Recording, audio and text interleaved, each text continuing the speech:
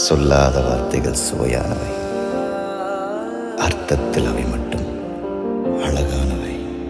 அவளும் அவளும் நிலவின் போதை துகளும், அவளும் அவளும் கார்குழல் விரியும் மயிலும், திசையறியாத மேகம் தலையினில் விழுதோ,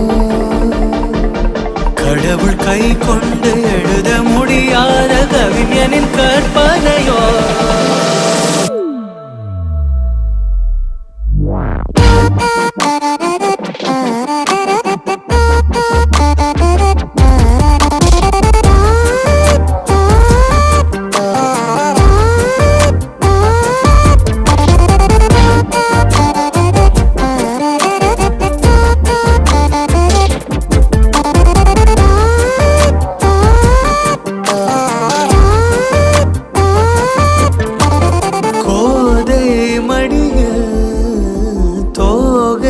கனவு